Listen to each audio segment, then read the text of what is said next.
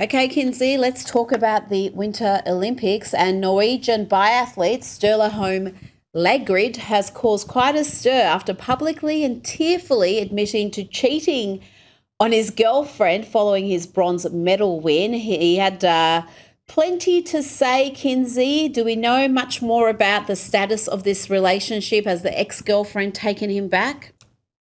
Absolutely not. She's not buying the grand gesture. The Olympic medalist's ex says it's hard to forgive after his cheating, accusing him of turning their breakup into an Olympic spectacle. According to the tabloid Ooh. VG that spoke to her, she stressed she wanted to remain anonymous.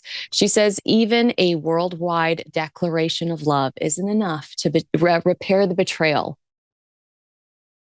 Good on her. I've got to say, I don't know who this woman is, but I am a fan. And I had to look online at some of the commentary, and I've got to say the sisterhood are telling her to stay away because this guy could not stay faithful, Kinsey, for even 3 months. He explained in depth what happened. He apparently met the love of his life 6 months ago, cheated with her on her within 3 months, and she kicked him to the curb.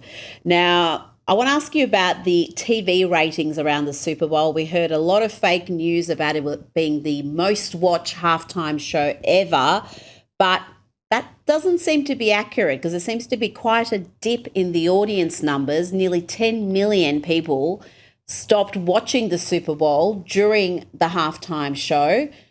Tell me about what these figures reveal, Kinsey.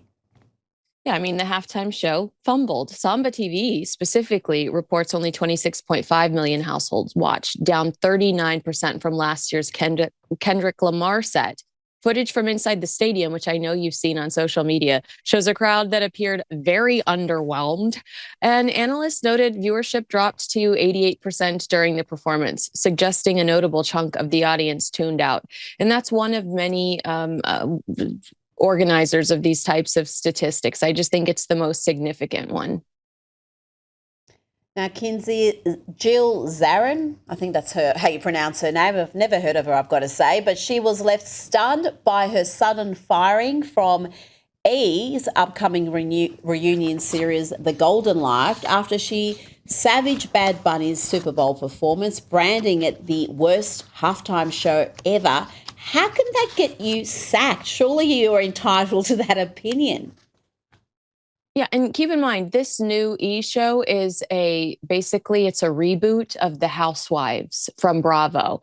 I'm actually pretty shocked by this story. Reality show housewives aren't necessarily known for socially acceptable behavior. These are the same women that flip dinner tables over. And a source close to Jill asked, if someone was offended, why couldn't this have been a teachable moment for the program? Why couldn't this have been a storyline? I completely agree.